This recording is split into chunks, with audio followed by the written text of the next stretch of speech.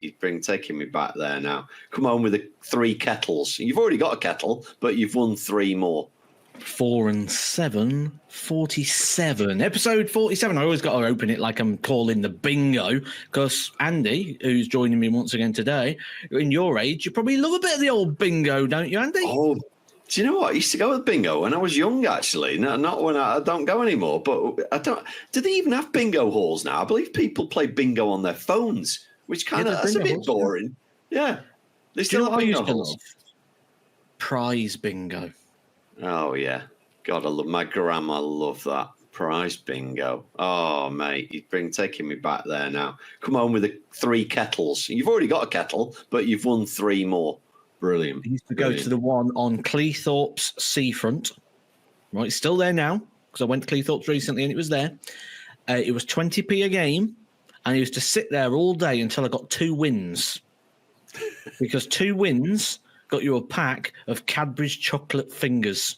Oh. I was like, give me more money, give me more. Like, no, we'll just get you some Cadbury's chocolate fingers. No, I want to win some Cadbury's chocolate fingers. Yeah. I don't want to buy some Cadbury's chocolate fingers. No. 15 quid later, you've won them. You could have bought them from the shop for 50p. I know that story. But welcome to the Darts Podcast, Mission Darts Podcast, everybody. 47, Matt, already. And we're in the height of summer. I don't know about you, but it's roasting again. Is it roasting in the studio today?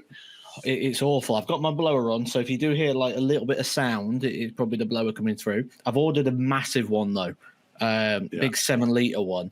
If that doesn't work, because the thing is, it's cool on me, but I'm not getting it to cool the room. So if not, I'm gonna have to get one of an AC ones where you put the thing out the window. But I was trying to avoid that if I had to. Do you know what, mate? You reminded me of a little short I saw on YouTube the other day where it was a British guy ordering an air conditioning unit, and it was something like, for the one day a year that you're actually going to use this, he's on the phone ordering an air conditioning unit. It's the first thing I thought of. Honestly, last night was so hot. I was like, that's it. I can't do this anymore. I'm ordering an aircon unit, and then I'm thinking, and it'll be in the garage until next July when we get the next hottest day, won't it? So, do you know what really cracks me up about it, right? All year long, people are like, oh, all it ever does is rain. All it ever does is rain. As soon as you get a hot day like this, it's like, oh, I can't wait for it to rain. And then genuinely, when it rains, you go outside like, oh, yes. Yeah. It's a great. And for our audio listeners, I just... example going out in the rain. I do apologize for that, and that's 2 shots already. It is, very good reference. And we are a funny nation, aren't we? Peter Kay does a great sketch on that. Like, oh, the sun's out, just grab a Solero and shut that up. It's like, have a nice ollie. I just want to link back to something here, because for the first week, normally I wait for Andy to sit there and tell me all the comments, tell me everything that's been seen. This week, I've been reading a lot of them myself. And do you know why? Because I wanted to see the opinion on the tipping conversation. And just to fill in, if you didn't hear this last week, I talked about the tipping culture in America, how I didn't tip and I got questioned after waiting for 15 minutes to leave the venue. And they asked me why I didn't tip them, and I was like, well, I just stood there for 15 minutes. And do you know what? Because what sparked this off there was when you said about the culture of people in the UK. I can see a very cultural difference here, because there was a lot of Americans come in going, oh, yeah, well, what I would have done is I'd have reduced the tip to like 5 or 10%. Rather than like leave nothing. But to me and to Brits, if we tip 10%, that's exceptional to do 10%. A lot of places, you're talking 5-10%. Most places, we don't do it at all. And do you know what, right? I thought about this, and I'm never going to change the world sitting here on a darts podcast. And it's the way it is. It's the culture, right? It's that bad, right? It's that bad. At WrestleMania, right? Someone passed me a program. I bought a program. I can have a program. Yeah, here you go. And then he passes me the machine. He goes, it's going to ask you a question. And it says to me, do you want to tip 10, 15 or 20%? And I had to tip custom 0. You want me to give you a tip for passing me a program? Like, do you know what? You've just hit a nail there for me, because do you know what's winding me up at the moment? When you go to the supermarket and you give your card and it says, do you wish to add a charity donation? Yes or no? Yes, I spoke about That's this yesterday. ridiculous. Did you? I'm not interested. If I want to give to charity, I'll give to charity. I've done it hundreds of times. I once shaved my hair off for charity when I actually had hair to shave when I was younger, and raised about a couple of grand. If I want to give to charity, I'll give to charity. I don't need prompting every time I buy some beans and bread. You know, I've got the answers to this because me being me, I had to find this out. So I went a bit deeper. So first of all, I made sure I read all the instructions of everywhere I was offered the opportunity to donate 25p or to increase my change or to whatever it was. So, and every single one of them asked me if I want to donate to charity. Didn't say what charity, just charity. I'm very selective in the charities of which I give. I'll get back to that point in a second before I forget what I want to put onto this. I then went onto my bank, went on the old chat feature, spoke to the bank, and I says, I would like to know how many card transactions I have tapped in a year. And I worked it out that if I donated on average around about 50 pence to each one of them, I'd be paying nearly £1,000 in charitable donations. Wow. Just from those little per year. Now, going back to this, there's two stories to this, actually. When we'll get into the darts then. The first one, I refuse flat out, this is my rule of life, to donate to any charity that has a marketing department. That's not a charity, that's a business. The marketing department are trying to raise funds because they obviously want higher salaries. They've got a CEO to pay for. So when I'm doing that and I'm donating to Cancer Research UK, how much of my money is actually just absorbed in salaries of people who are just trying to generate more income for the charity? So yeah, not for me.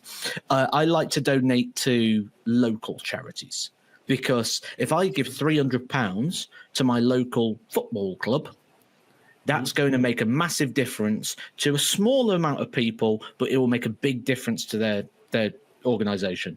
And this leads me to a story. I'm not going to name the organisation because it wouldn't be fair.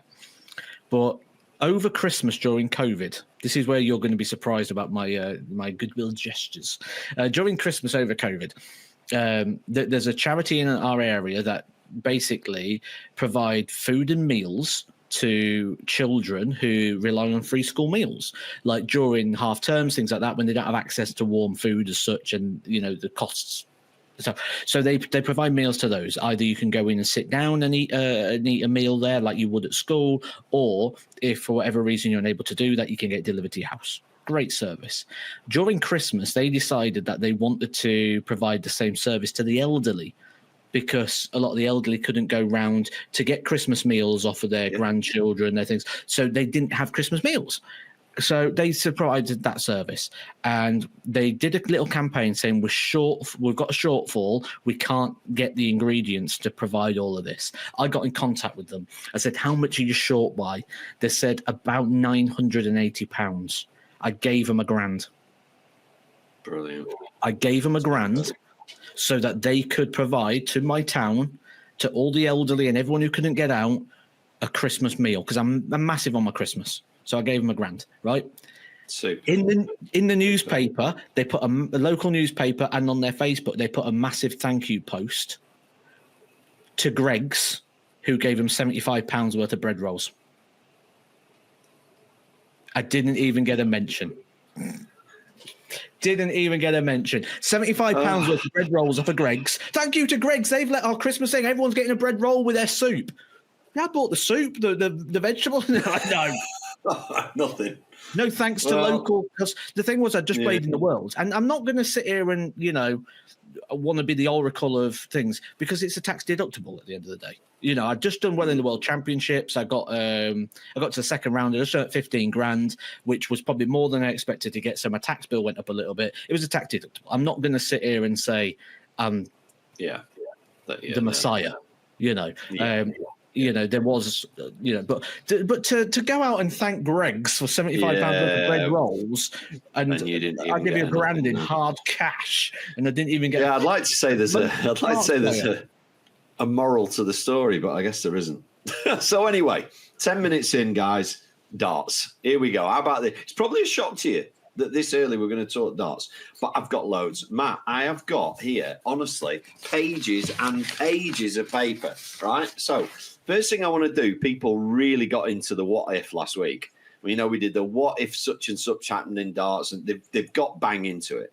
So I'm gonna pose a few to you and see what you think. So Bounds 8053 has said, biggest what if Phil Taylor backed out of the split and stayed with the BDO? What does the sport look like now? That's a good one, isn't it? I think in those days, Phil Taylor was big, but he wasn't what he became then. And I think the PDC would have been fine with the likes of your Dennis Priestley's and people like that sort of thing. But I do think Priestley would have won more had it not been for Phil Taylor. Yeah, and I don't think we'd be saying there's a 16-time world champion. Well, we certainly wouldn't be. I don't think anybody would have dominated it quite like Phil did. So good one. I like it. Christian Brubear, regular on the channel. Hi, Christian. He's actually given us 3 because, you know, why not? So what if Ted Everts beats Fallon Sherrock? Is he's number 1? I like that. You know, does the hype and everything, the Queen and the Palace and all that doesn't happen, does it? It doesn't happen. I would go one more than that. What if Mikuru Suzuki 2 days prior beat James Richardson? Yeah. Because she had him beat. Yeah, she did. She just missed the double, didn't she? Yeah. Yeah, great point. Like that. Very good. You see, you're always good for this. What if Della doesn't win the Worlds? I don't think that changed much other than the 138 is synonymous with him. And what if Matt Edgar wires the bull on the 170 finish against Gary Anderson? I've got a better one. So a lot of people know my story and my journey, but they don't know like the intricacies or the stories behind it. So you might understand the story or heard the story. Like I had children at a young age. We had a lot of bills. I was just finding my way in coaching, so I wasn't getting high paid jobs. So I didn't really have any disposable income. Disposable income per month we had around about, and we spoke about this, me and you, but you don't know the next part of the story. You know that's why I probably am a little bit tighter, because we used to get 30 quid a month. That was for clothing. That was for everything. And there was 6 of us. And we had 30 quid a month to divvy up across anything that we needed that wasn't essential bills, food, things like that. And that is shopping on a budget for food as well. So we didn't have a lot of money. But I did have a PlayStation. Right, so I had a PlayStation. And I had a PlayStation 2 and games. And I believed that I could go and do darts. I believed I could do it, but I didn't have money to do it. So I sold the PlayStation. I sold it. To buy some darts? No, to enter tournaments, because it was £100 to enter a tournament, wasn't it? I raised 320 quid, I think it was. Couldn't afford a hotel, couldn't afford transport. So local guy to me, who I used to play for, because I used to go out and I was that guy who would go on a Monday, a Wednesday, and a Friday night. Every week I couldn't go because I didn't have the money for it. But there was 2 people that helped me. One guy was called Hemmel. I used to drink blackcurrant squash. He's like, Matt, I'll buy you a blackcurrant squash. We want you to play. So I'm like, oh, thank you. You know, and I'd go along and I'd get in the car and he'd have a couple of pound in the ashtray. And I'd be like, whoa, he's got like 4 quid just sat in the ashtray. Like, it was amazing. Like, I'm like, wow. And he'd get me a couple of blackcurrant squashes. And Jeff Farris was the guy who I used to play darts for. And when I said I wanted to go and have a go at this and I've raised this money, he was like, I'll drive you. He's like, so I didn't have to pay the petrol. So I'm like, okay, I can afford to do this now. I went to the first tournament, lost 6-0 to Michael Van Gerwen. Second tournament, lost 6-0 to Steve Evans from Wales. And I'm thinking, oh, God, maybe I'm out of my depth here. I had enough money to enter 1 tournament in Crawley. I could only afford to play the Saturday. I couldn't afford to play the Sunday. So we drove to Crawley for the day, and I drew a seed. It was Andy Smith, the Pie Man. He's about world number 20 at the time. Yeah. It's 5-5. He's sat on tops. I take out 132 for the match. Wow. If I miss that 132, I never play another PDC tournament against. I've not got the money to do so. You got no money, yeah. Amazing. So I won that match. You got £200. You paid £100 to play. You got £200 for winning the game. Second round, I lost 6-5 to Michael Rosener from Germany. That £200 I put in to enter 2 UK Open qualifiers. Right? On the first day, I beat Coast Stompy 6-1. And then I lost the second round to Dennis Smith, £200, right? And back then, you didn't need to win much to get in the UK Open. So I've won my first game. I can't remember who it was against. And then to qualify, I played Michael Van Gerwen. I had to beat him. And I beat him 6-5. So I beat Van Gerwen. Played Mark Webster. I was 5-1 up against Mark Webster. Lost it. And he was in the Premier League at the time, so a big loss. So I got 600 quid that weekend, the 400 and the 200. So that allowed me to, and I was in the UK Open now. So I'm thinking, no entry fees. This is great. I get another opportunity. And I got through to the fourth round, £2,000. So now I've got, but this is the story. This is how bad it was, right? So I'd won round 3. So you had to play the Thursday, didn't you? But the first round and second round on Thursday, won that. Yep. Won on the Friday, got through to the Saturday, and I had to borrow money to pay for the hotel so I could stay to play. Stay another night. So I could stay to play because I hadn't been paid the £600 yet. So I didn't have the money to stay. I couldn't afford to do it. So I had to borrow money so I could stay to play the fourth round, the UK Open. Now, all of this then transpired to what became 11 years on the tour, because all I did, I put that money in a separate bank account, and I said, if I win, I'll put that money back in that account. And when the money's gone, I'm stopped. And that all came from that 1-3-2 finish. If I'd have missed that 1-3-2 finish, I would never have carried on playing darts at that level because I wouldn't have been able to. That really is a what if, Matt. It's almost like a movie. That I love it, and it relates. I don't know the exact details. Obviously, that's your story, but Nathan Aspinall was in a very similar situation when his manager rang me and said, "Would you coach him? He's struggling," and I was like, yeah, and he's like, but he's got no money, can't pay you. I was like, yeah, okay, whatever, send him down. He was from Stockport, came and had an hour with me and sorted a few things out, and he said, I'm done, I'm not playing the PDC, I've got no money, I can't pay my manager, I can't pay you, I'm done. That very weekend went and got a quarterfinal in a Pro Tour, which gave him enough money to go the following week. I think he got another quarterfinal. I think this was around September, October. That gave him enough money. It might have been later than that. Gave him enough money, and then in the February won the UK Open, and the rest is history.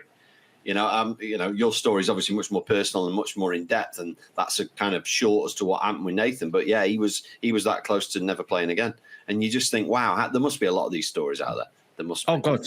And for every one of those, there's probably 100 that went wrong. Yeah. Oh, without a doubt. I missed that 1-3-2 finish. Yeah, I'm sat at home. And going, you're done. And you've got a PlayStation now. And you're done. I need to go. Yeah, got to go back to work. Nathan was a trained accountant. He was going to go back to doing accountancy. Yeah. Oh, there must be. And we both met players over the years. I certainly have. That I've found. Christ, you can play. He's like, yeah, but I haven't got the money to have a go at tour. And you're like, I wish somebody would give him a go. Anyway, that's a brilliant wife. Love that. And there's one more from Steve Maddock, who said, I like this one actually. What if Sky didn't get involved because the BBC and ITV were not interested in darts anymore? Would there still have been the exposure to the brand of darts like we've got today? Or have Sky done a brilliant job of that? I think Sky was essential in the growth of a lot of things. I don't know what nowadays the impact of linear TV is. I think it's a lot less. There's a lot more stream platforms. I mean, we see the effect of viewing figures drop, but there's more people watching. But that's just because of the different platforms and the different ways of viewing content these days. Some people, like, I'm a big wrestling fan, but I enjoy watching secondary content of people theorizing, like what we're doing now for darts. There'll be people out there that will prefer to listen to this than actually watch the World Match Play. They'd rather listen to our interpretation of the World Match Play or things like, so secondary content becomes a viewership platform as well. And you look at things like ECW, which is sort of a third tier wrestling promotion back in the day. In 2025, would they have been able to survive? Because when they was around, you had to get a broadcaster to put you on. You don't need a broadcaster now. You can broadcast yourself on YouTube. Yeah. You've got all these other streaming platforms, TikToks. You've got all these other different platforms that are all monetized things that work on rev share. Now, in the past, a rev share program would be, right, okay, we're going to do this dart show, but we're not going to commission it. We're not going to say, right, we're going to give you 100 grand to show your program, because you knew what we're going to do. We're going to rev share. So the advertisers that we put on in between your programming, you're going to get a share of that revenue. And we don't need all that stuff now because it already exists. No. You can go direct to consumer. And perfect example of what you're just saying, the US Darts Masters last week, it was on at like 2 a.m. because of the time difference. So I didn't watch it on Sky. I'd wait till the next day and watch the highlights on YouTube, because that's, you know, like you say, that's your choice of how you can watch stuff these days. I do that a lot. You know, I'm into my golf. There's a lot of golf tournaments that finish at like 2 a.m. I'm not staying up till 2 a.m. So I'll catch it up the next day on YouTube. So, yeah, and brings me on to a few questions for you, Matt, about the US Darts Masters. I don't know whether you saw any of it or not. Lauby, you talked about Lauby last week. Beats Cross 6-0. There you go. Thanks for coming. Fantastic. So underrated player? No, he's not. No. He's what he is. He is what he is. I'm working on some stuff with a lot of statisticians at the moment, because apparently, according to them, I'm one of the best analysts in the game. So I'm like, I'll take that. So there's a lot of statisticians out there that run a lot of these websites, and they run a lot of the different things. And they've approached me and they said, right, Matt, what sort of things would you like to see changed in statistical data? Now, there's one stat that I use that I generated myself. I call it range. Now, what I mean by range is, what are the standard expectations of a player? So, Luke Littler, what do you expect from him if he's not playing well? What would you think he'd average? 95. I'd say the same. And what would you think he'd average if he played well? 105. And what would you think he'd average if he was exceptional? Well, yeah, I mean, he's capable of crazy numbers. But, yeah, I get 110 would be his exceptional, yeah. So that 105 to 110, we ignore that because that is a standout. And the same aspect, the 90 average is too low. That's a standout. His mean, I agree. I would say 95 to 105. That is where he'd be, which is a range of 10. It's a difference of 10. He has a range of 10 points in his performance. So someone like Dan Lauby is liable on a regular basis to average in the 70s, 75, 78. Yeah. He's also liable to average 95 to 100. And this is on a regular basis. So his range is around about 20 points. The bigger the range, the more trust you can't have in that player to produce that performance. So yes, he did that against Rob Cross. Boom, then lost very heavily in the next round. That's because his range. And when you look at the range of the player, the bigger that number is, the more unreliable they become. And that's why when I do my breakdown and my analysis of players, I have these numbers and I look at it and I go, right, this player's going against him. He's more reliable. He's got a range of 7. He's got a range of 25. We'll lean towards this player on the 7 and let's have a look to see if there's anything further in it. But the range is always the first thing to look at. I love that. And it brings me on really, really to something that I talk about a lot. When I'm coach, I've got a couple of want to be professional dart players that I'm coaching, and I talk about, it's not about your A game, it's your B game. So all the really, really good players now have got 100 plus in them, as yourself would have. It's how bad are you when you're not on? Because if your B game is 78, like you've just said, your range is too big. If your B game's 90, now all of a sudden in your A game's 100, 105, you're in the ball game. So I love that. Analysis of range. And so just to think about it for a second, right? If you was to judge someone over, let's just do 10 performances, How many times over those 10 performances do you think a player will perform their A game, their best darts, over 10 matches? 2. I would even go as far as potentially saying 1, but we'll go with 2. We'll go with 2 because it'll be 1 point something to be precise. Yeah. So we'll go with 2. We'll round it up. So 2 of 10 is 20%. So 20% of the time you are going to play your A game. And even then, your A game's not always enough. So 20% of the time you can play your A game. What do you do in the other 80% of the games? How would you win those? Yeah. That's the number to focus on. Everyone looks at their personal best and goes, how can I get better? You're already good enough. You just need to be good enough more often. Yeah, I think we're totally agreeing.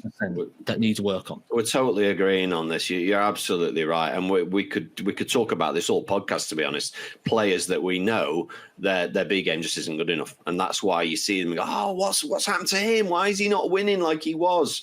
Well, he had a streak where his A game came out 3 or 4 times, and now he's back to his B game. It's not good enough. So yeah, I love that. Right, I've got loads and loads to get through, Matt. So a couple of other things.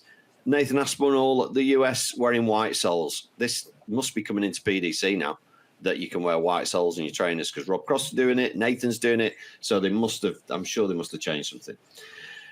Another comment, we spoke about comments last week. Dennis Priest's were taken out of context. Has this been taken out of context? Luke Humphreys has said, if you put every player that's ever played the game in the world in one room, Michael van Gerwen comes out the winner. No, I believe it. I believe that would be said, because there's always that argument, isn't there, that Phil Taylor was the most successful player, but Michael van Gerwen was the best player in terms of performance. So the best performer against the best player. But I think that's a very lazy way of looking at it, because when you look at Phil Taylor's numbers on substandard equipment, they was equally as good. And you could say, was he pushed as much as Michael? You know, you could say, was there somebody, did he, well, we spoke before. Did Taylor have more in the bank that he never used? Yes. Yeah. Right. Bit of a controversial one. I don't even know if you can answer this. I've seen 2 more dart players, not at the Masters, by the way, but I've seen 2 more dart players this week, famous dart players that I'm not going to name names, it's not fair, with dartitis. Can't let go of the dart.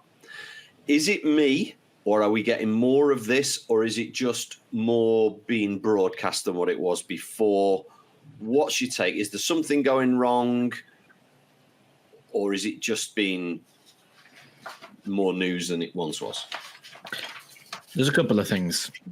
There is more broadcasted darts, so obviously it's going to be more accessible.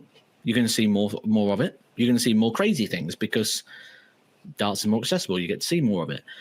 But I will also say a lot of this, you know, the majority of the time when you think about dartitis, you think about it being a mental thing, a pressure thing. The prize money's never been as good. Not everyone can deal with that. You know, there are going to be different reasons for why it comes around. I've helped a lot of people with dartitis. I've done videos on it that have given people a different way of thinking that has helped them deal with the problem. And I've done a lot of one-to-ones. So I know it's a very beatable thing. But dartitis, I think there's a lot of pressure on people now. Not just to produce for themselves, but we're talking about careers and livelihoods potentially changing. We're talking about external pressures from family, friends, peers, social media, sponsors. You know, there's a lot of things. Darts is no longer just, can I play the game? Darts has now become a business. And I do believe we are entering an era where mentorship, coaching, and proper management, and I say proper management, not someone going, I'm going to give you a bit of money, I'm going to take 40% of your winnings and gambling on you. Proper management of people with actual skills. You can't tell me one manager out there who's got any form of qualification in sports science, sports psychology, or anything that is going to add to the player. There isn't one out there. Agree. The gamble. I thought you might have, by the way, I totally agree with the mental side of things and the pressure and the money and the want to do well and everything else. And look, we could go into the whole world of I don't think people are prepared for this as much as they were in our era for a million different reasons. We're not going to go down that rabbit hole.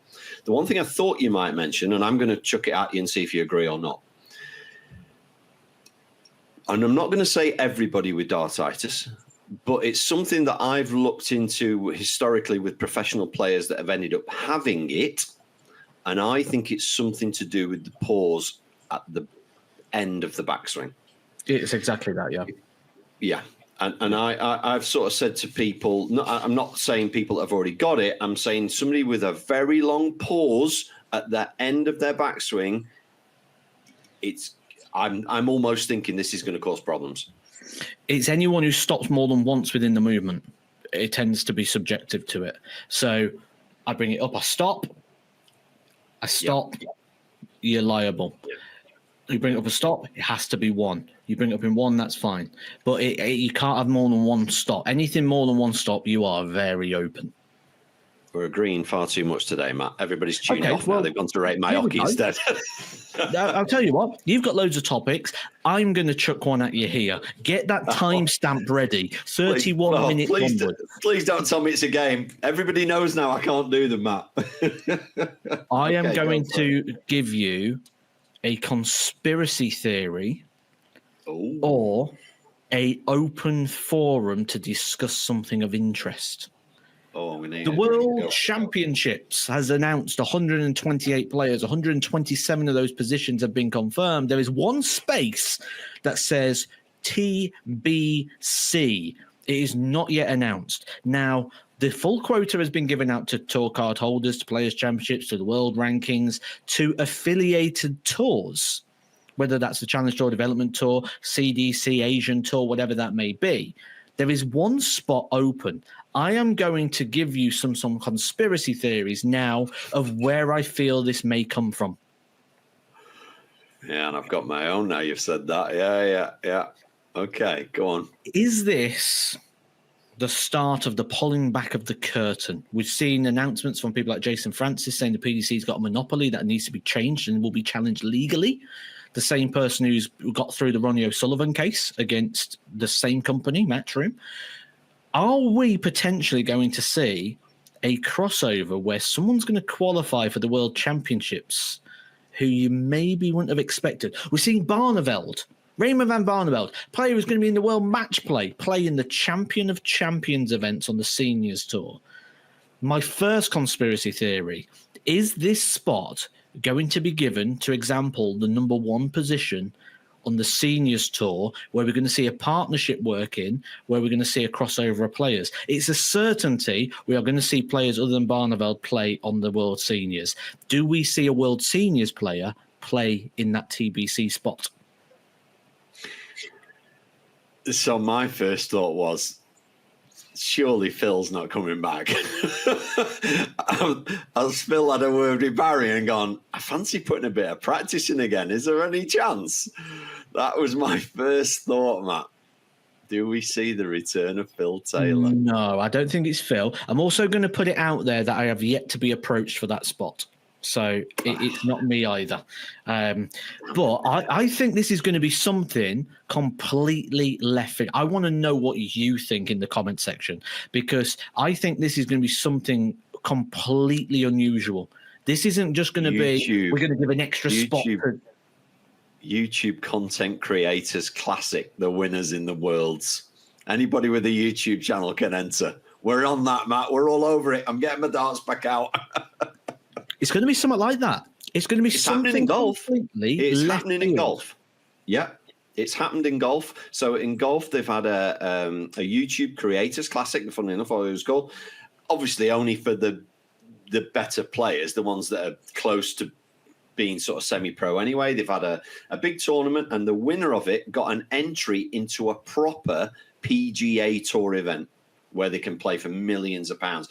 And the marketing generated from that was bigger than they could do with any other professional player, because the guy that they got in the end, I think, has got like 1 million followers on YouTube. So they're all tuning in, and it was phenomenal. So I absolutely agree. I think could be something completely left field, Matt. It can't be the development tour, so it can't be youth. They've already covered that. No. Can't be women's because they've already got 4 of those. Can't be challenge tour, it's covered. It can't be a tour card holder, that's covered. Can't be an affiliate tour, they're covered. This spot is going to be, it's going to be something that right now you think would never happen. Because why would you leave a spot open unannounced? I at the moment, if you asked me where it's going, I would suggest I think it's going to the seniors tour. Now, then I think, is there a possibility here of a collaboration between the ADC? Because the ABC called their championship a global championship. Makes a big difference in the contract, doesn't bring the Tomlin order into place, and it doesn't affect the world championship because of that. But the ADC global champion will be after the PDC World Championship final. So it can't be the ADC. That's what brings me to the seniors. But then how do the seniors do it? Because their World Championships isn't until February. So it's like, well, where on earth does this spot come from? It's going to be something unexpected. Interesting. Love it. Right. Now then, you just mentioned the Challenge Tour. I've got a controversial comment, Matt, and it's aimed at you. And I don't know whether this is right or wrong, so I have to put it to you. I don't even know if you know. Aussie 2K0 has said in relation to last week, you talking about doing the Challenge Tour, Matt, if you get through phase 1 and don't go to phase 2 when you get through, you can't compete on the Challenge Tour. They have changed this rule for this year's Q School. So you said if you won phase 1, you wouldn't be going to phase 2 because you don't want the tour card because it upsets your earnings too much. This guy's saying if you don't go to phase 2, you can't play in the Challenge Tour. Okay, so he's nearly right. Oh, okay. Not right. Yeah, there is a rule. The rule is if you play 1 day of phase 2, you then can't. You have to play all 4 days. If you play phase 1, that's fine. But if you pull out, that's fine. But you can't play just 1 day of phase 2. You have to play all 4 days. So it's nearly right. Yeah, I thought you'd know the rules. So David Pallett was in that position this year. He's pulled out. He's playing the Challenge Tour this year. That's because he didn't play a single day of phase 2. If you play 1 day of phase 2, you have to play all 4. Now, that is where I feel I wouldn't want to play. I'd like to play phase 2 if I got there because I'd like to just see how I got on. But my biggest problem is I can't do anything less than 100%. So if I got there, I'd be like, right, I've got to get through. And then you're left with a dilemma because can you really turn down a card when you've just won one? It's like, I don't know what to do. You can always give it back like I did. Right, yeah. Anyway, right. Another one for you because I know you're involved in Modus. So Rohan Duffin has sent us an email about, we just talked about it, about Dartitis.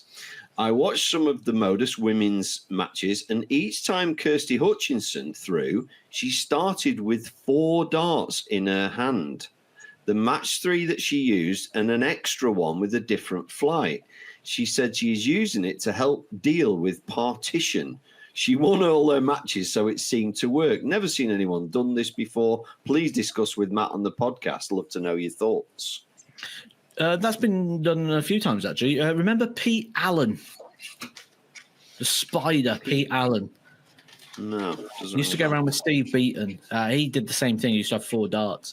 There's a lot of ways you can sort of get around Dartitis. There's a lot of things you can do.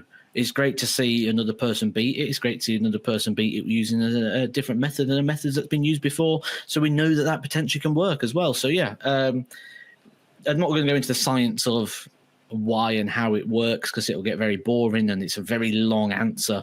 But it is something that's been used before with success. Yeah, and I guess there's obviously nothing about it in the rules. You can clearly have as many darts in your hand as you want as long as you only throw 3 of them, I guess. You can have 100. Well, this leads us to something. Great transition. Great sidebar. Great sidebar. I'll see if I've got the picture. I might be able to put it up and then I can show you in our video audio listeners. But while we're doing that, There's a photo doing the rounds at the moment on socials. You're probably not seeing it because you're not massively into your socials. But I'm going to see if I can get it. It's 2 darts in the board. They're in the treble 20. Yep. And the last one in the treble 20 is a point. It's not the full dart, just the point. Ah, okay. So the darts hit the board, darts come off, and it's left the point in.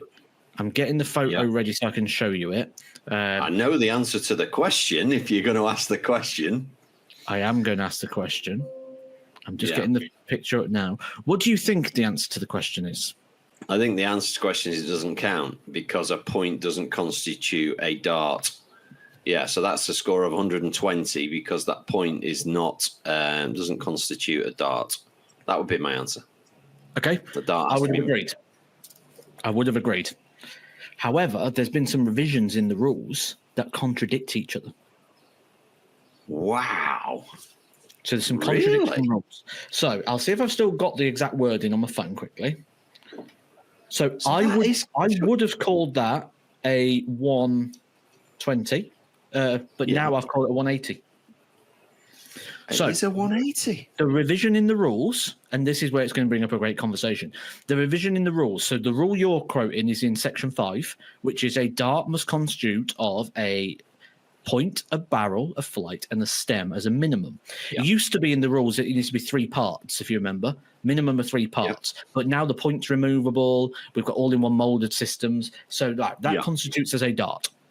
However, in section 6.4.1, 6.4.2, those rules suggest that only the point, it doesn't reference the entire dart. It says a dart will count if a point is in the board and a point is retrieved. So those rules leave us to interpretation. Do you say that's not a dart? Or do you say the rule only mentions the point? And the way that it's written suggests that the point is enough, which brings me to 2 points. One, first of all, if anyone's going to come in the comment section now and say, but if a flight pops off, you count that as well, irrelevant. Because just because you don't apply the rule in one sense doesn't mean it's not a rule, and you should ignore it in every other sense. So if that was the rule, that's not a valid argument. The valid argument comes in section 6. Because it's all about the point. In fact, I'm that bothered. I'm going to find it because I know I've got a screenshot on here, so I can actually put the exact thing in here, and we can read it out to our audio listeners. I'm shocked because here we go. A dart shall only score if the point of the dart remains in or touches the face of the dartboard. So first point. Next point. A scoring dart is counted by reference to the section in which the point of the dart enters and remains in or touching the fascia of the dartboard. In this case, the thing they're referencing, the point, is doing exactly what it says. It doesn't mention that the dart needs to be intact. So this is controversial because the rules need to be modified for that problem. Yeah. Which brings me, Andy, to something else, right? Oh. Now, if that is the rule, which it is, and, I've spoken to professional referees who have said, actually, after revising the rules, they agree it's a 180. Okay. And they would call it as such until the rules was rewritten. The interpretation of the rules of now, from analysts, professionals, and people within the sport, our interpretation of the rule is the dart needs to be intact at the point of throwing, but at the point of hitting the board, it's only the point that is relevant, according to the way the rules are written. Yeah. So if that's the case, can we as Mission create a spring-loaded dart that when it hits the board, pops the barrel off? Because what an advantage that would be. Yeah. Nothing in the way. If the point's the only thing that matters, can we get a self-releasing dart, put a little spring or something in? As soon as it hits the board, buff. I'll pick the darts up every time to have a clear shot. Well, simplified, all you would need to do is put points in that are just a little bit too small.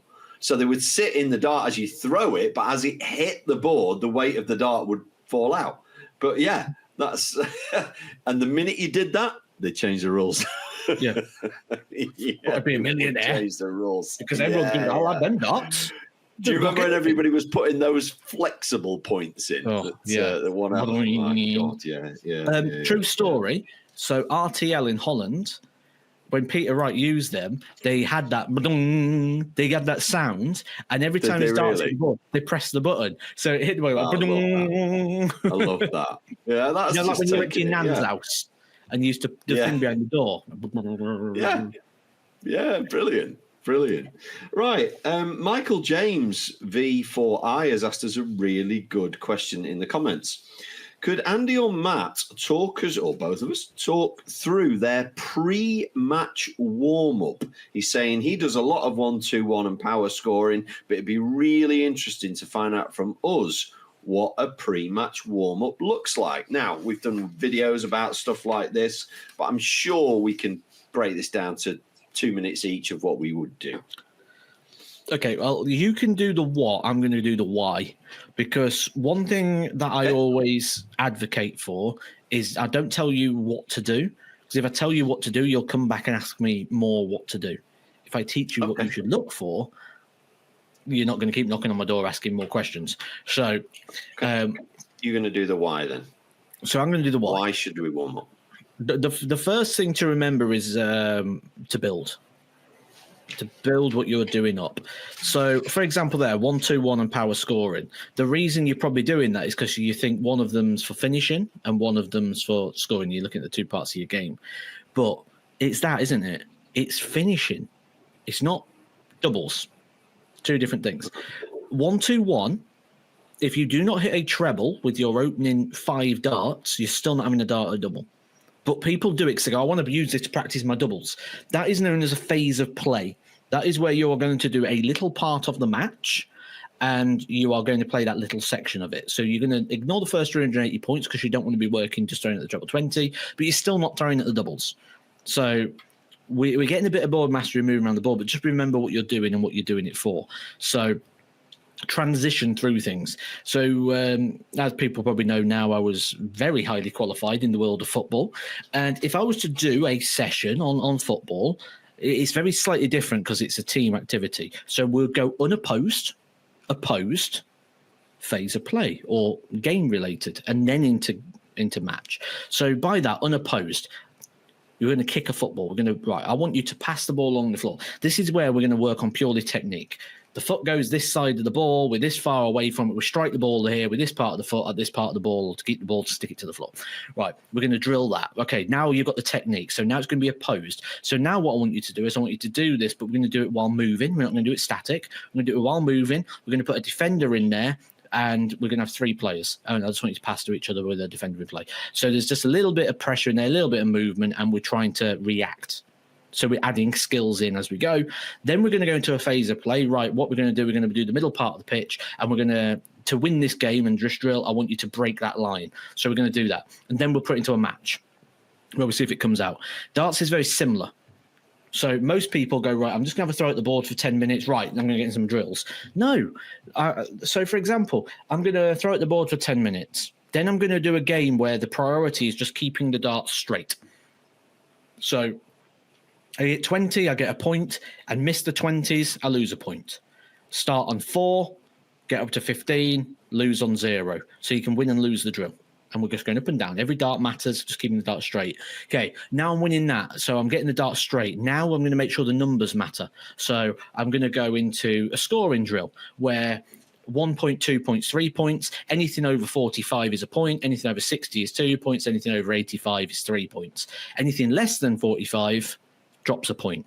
So now I'm going to start doing some scoring. So I've gone from now just throwing at the board to keeping the dart straight to now making the scores relatable, and I'm building and progressing what I'm doing to get myself to that peak performance. It's the same thing. You go into a gym, you don't go, right, well, I can bench 85 kilos, so I'm going to get in there, I'm just going to do the bar, and then I'm going to get onto 85. You don't. You go the bar, 50, 60, 70, and you build it up to the point where you get to that high. It's sort of like pyramiding. It's the exact same with darts. We need to build it up, but we need to keep it relatable. Don't bounce. Don't go, right, well, I've done a bit of Bob's 27. Now I'm going to do a bit of Bullseye 500. How does that make sense? You're doing two completely different things. So Progression is the key. So you want to hit your peak performance. So start low, progress, and build your way up to there. Best analogy, staircase. You stand at the bottom, you take it a step at a time, you get to the second floor safely. You start running up the stairs, it's dangerous. You jump from the bottom to the top, you're not going to do it, you're going to fall straight back down. So progress what you are doing, build yourself to that moment, and then last bit, when you're getting ready to play 30 minutes before, make sure that they are sort of phase of play sort of drills. But ultimately, the priority, as well as progression, is have the ability to lose. Yeah. Don't just play drills where you throw aimlessly trying to get targets. You need the chance to win, but importantly, you have to be able to lose the drill. If you can't lose the drill, it's not effective psychologically. And that's great advice, Matt. And I think you were going there into sort of practice routines as well a little bit there. I'm going to talk a little bit more because I was going to do the what on preparation and warm up, and I'll give you my Pro Tour what it was. So my Pro Tour would be to warm up ready to play would be 15-20 minutes on my own, throwing at the board with no concentration on where I'm throwing. So throw at 20s, then throw at 11s, then throw at 6s, then throw at 3s. I'm just warming up my arm for 15-20 minutes, and I don't care where those darts go. After that, a little bit of throwing at double 11, bull, double 6, going across, doing double 3, bull, double top to kind of get a feel for the overall board. I'd do a bit of that. Then I would get involved with games with people because to me, the warm-up before an event is very different to practice. I'm not there to practice. I've done that. I've done that over the past 6 months of 3 times a week. I've done my practice. That's done. I am there to warm up, to feel comfortable, and to be ready to play. So I'm not going to start doing my round the board on doubles with the chance to lose. I'm not going to do my bullseye routine. I'm not going to do my scoring routine. I've done my warm-up, which is now about half an hour, 45 minutes. And now I'm going to get involved with another Pro Tour player and go, right, we'll do some checkouts for £1. We'll go around the board, play a bit of bingo. We'll do some scoring first to 10 points, all that sort of stuff. Nothing too serious. It's all warm-up because the practice of can I hit checkouts? Can I score? That's all been done. And this is just warm-up. And that's the way I addressed it. I didn't turn up at Pro Tour thinking, I'm struggling on my doubles. But we finally disagree on something, which is fantastic. Here we go. Now, the reason I disagree, I mean, there's one thing there I do agree with. You just put it in a different sense when you're playing with other people and you're playing for £1 or you're doing this, that, the other, because you've got the ability to lose. That's in there. So that's great. We've hit that philosophy. But this is where I'm going to play on things a little bit in the fact of understanding what practice is and the difference between practice and training. Which, let me interject. I know what you're going to say, but let me interject. Remember, this is my 1 hour before I start playing games. This isn't what I would do at home. This isn't what I would do in practice. This is what I would do in that 1 hour before I go and play 501. Yeah. So yeah. Okay. But that is where, when you say those practice drills, they are practice drills. They're not training drills. So when you're at home and you're doing your bits, that's where you're training. That's where you're looking at that sort of. But you can certainly practice before an activity. That's, if anything, essential for getting into that progressive mindset for going and succeeding. And it's a play on words, essentially. I say practice is where you're doing games and routines, but they're not there to develop you. They're there for you to be able to do the things you already know how to do, but in a challenge-based activity. It's not trying to improve your game. So those routines are absolutely fine to do as long as the priority isn't trying to get better. Because you're right, you don't want to be standing before a match trying to improve. But you can certainly do any routine that challenges you on what you already know. I think it's interesting. I think we could debate that all day, actually. Mine's from a golf coaching background, where a professional coach said to me, "You've done all your hard practice. The last thing you want to do is to start hitting 7-irons and you hit them badly, because now you're going out onto the course thinking, I'm hitting my 7-iron badly." And so my thought process was, the last thing I want to do is start practicing double 16 or practicing a 61 checkout and I can't hit it, because then I'm going to go into my match, and if I leave 61, I'm going to be thinking I can't hit it. Whereas if I've done all that in my practice through the week, I'm in a different frame of mind. So I think it's almost a full podcast topic, that, Matt. It is, and it is interesting because people only ever look at it from the negative. And you'd have heard this. You've been around the Pro Tour. You heard this. Where people only look at that on the negative aspect. Where, let's say, for example, you took out your 61 every single time. Do you go in your game thinking, I'm going to do that because I did it? No, you don't. You still have the same panic in the situation. How many times have you heard someone come off after playing the first round and go, oh, if I can play like that, I'm going to win this today? Well, what do you mean if you play like that? What do you mean if you play like that? Because actually, you've just played like that. You are playing well. But then on the same aspect, when they don't play well, it's like, oh, no, I'm not playing well. It lags. The winning performance and the good performance doesn't stay. That's always the fear of dropping. And the bad performance is the fear of it always staying the same. It's such a negative all the time to try and spin a good or a bad performance into something bad. Even when you win, oh, I'm going to have to play better than that in the next round if I want to get through. You just won. You got through. So it's interesting how, let's say if you went up now and hit 15 double 16s, out of 15 darts, when you get to the match and you want double 16, do you instantly go, this is going in, have it 15 out of 15? You don't. But if you missed all 15, you'd get to it and go, I hit this all day. And it's very debatable, because you were a very good double 16 player. Ryan Joyce is a very good double 16 player, and we almost expect you or him to hit it because everybody knows you're a good double 16 hitter. Whereas if you're not a good double 16 hitter, I don't think Stephen Bunting's very good on that side of the board. He's almost expected to miss. So there's a little bit of psychology there as well, isn't there? Because you're probably all as good as each other. But yeah, it's a great topic to debate. I want to leave you with one thing. We're almost at an hour. It feels like 10 minutes, Matt. We always had. We haven't even gone through one sheet of your paper yet. Yeah, I mean, I think the fact that the comments we're getting are so good, and please do keep them coming. We love reading the comments. But the one that I again was posed to both of us, and it's a 5-minute conversation. Who's your most underrated player that you've seen, that you've thought, you know what, nobody really talks about him, but he's absolute class? Do you know what? I've been asked this question so many times. And I kind of have a cop-out answer, but at the same time, it's one I firmly stand by. I don't think there is anyone underrated in the world of darts. Darts is a meritocracy.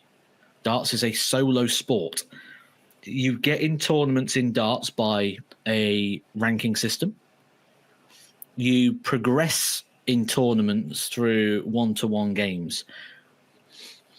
I don't think it's possible to be completely underrated. I think you could be maybe underappreciated a little bit, but as a rated thing, there's no such thing as someone being overrated. There's no such thing as anyone being underrated in darts, because this is a sport where you get what you don't have to get into a team because someone selected you. You could pick up a set of darts today and be world champion next year. Nothing can stop you from doing that. No one can stop you other than your opponent. You could literally go and do that. Anyone listening to this right now could be world champion next year.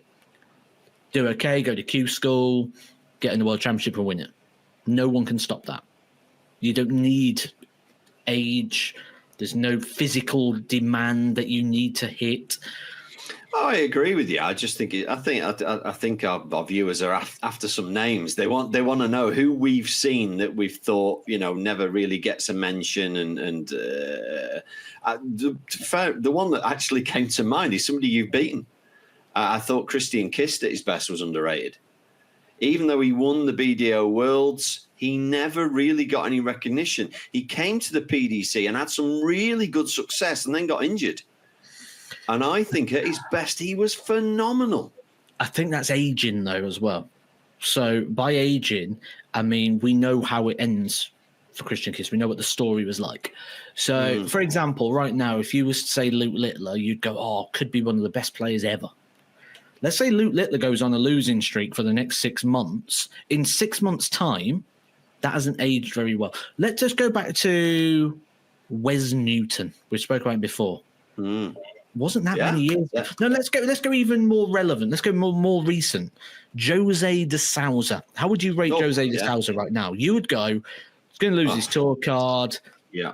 He can't really beat anyone on tour. Yeah, he's not really got it. A couple of years ago, he was in the Premier League final. Premier League final. We've just seen Luke Humphries and Luke Littler play the Premier League final. He was in that match not many years ago. Perhaps we could have said he was overrated at the time if we looked hard enough and said, not sure about the action. He's riding the crest of a wave. Think he's going to fall off a cliff here.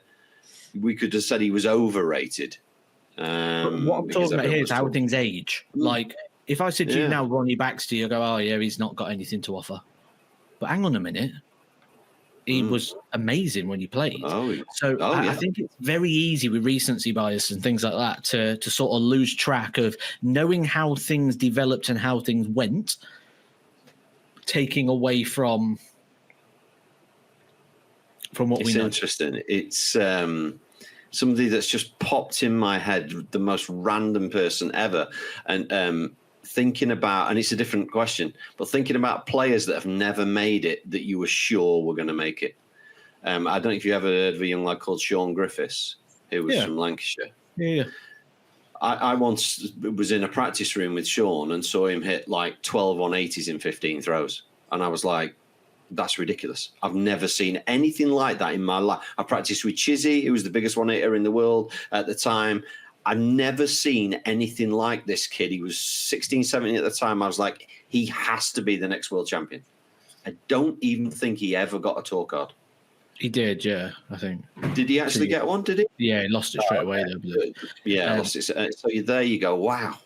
But if we were to talk about what things that are underappreciated, I think what is underappreciated is longevity. And I think what's underappreciated is true professionals. I think they're underappreciated. Someone like Brendan Dolan, who's qualified for the big major events year upon year, always in the top 16 of whatever system to get him into these big events.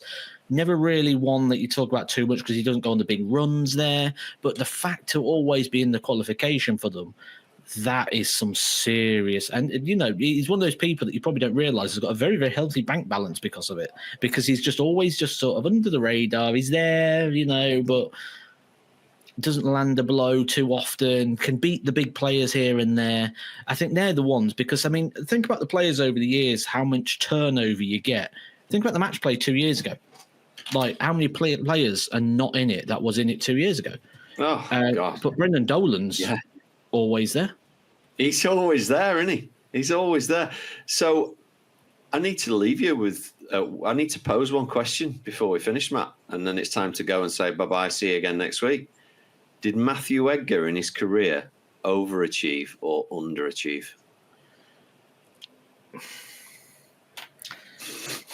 It's an interesting one because I do feel I got the most out of the ability that I had. I had to work hard to get out what I got. But at the same aspect, could I have done a lot more? I was a couple of results away from doing a lot more. It's those what-if moments, those sliding doors things. I think... What was your highest ranking? About 58. I think I could have got higher. I think you're better than that. You're better than that. So I'd have to say underachieved. Like you say, circumstances, things happen out of your control. I think you were better than 58. I didn't have the personal life that allowed me, certainly in the early parts, to, you know, I weren't practicing. I wouldn't practice. I couldn't because I was in school teaching. Sort of, so I'm in school from 7:30, 8 o'clock. I leave school at 4 o'clock. And then in the evenings, I had to go coaching over at like Northampton Town or in development centres, things like that, because we needed the money. So I was out in the evenings, like 6, 7, 8, 9, coaching. So I never really had any chance to practice, really. I had a couple of hours a week, if that, and then I was trying to compete on the Pro Tour. So the only time I really able was to do that was sort of when I got to 2018, 2019, when I sort of went full-time. That's when I started getting in the World Championships and things. But by then, I'd really started kicking in with the wrist and the nerve problem in my arm. So all I was doing was probably accelerating that even quicker, because now I'm actually practicing a little bit as well. So yeah, it was interesting, but it is just a nice little positive. I'm basing that. The rest that I've been having has actually been sort of healing quite nicely, to the point where I have a practice now, and for the first time in years, after a practice, I don't wake up the next day sore. So this is really positive. Yeah, you're paying free. Yeah, no, I was just basing it on the fact that somebody asked me if I'd carried on, where was the highest I would have got, and I said potentially top 64, but I know you're better than me, so therefore I think you should have been higher than 58. That was my thoughts on that. I should have gone to the top 32. Yeah, I think so. And at the end of the day, they weren't giving out contracts when you were 14 years old then, were they, Matt? They are now. So it's a lot easier to get into the game and do that. On that note, Matt, we've given extra time this week. We're at 1 minute 6. Extra time, extra Edgar and Cornwall this week for free. What more do you want on a Sunday? We'll see you again or next Monday week. or Tuesday, whatever day you're listening. Whenever you're listening. We appreciate it.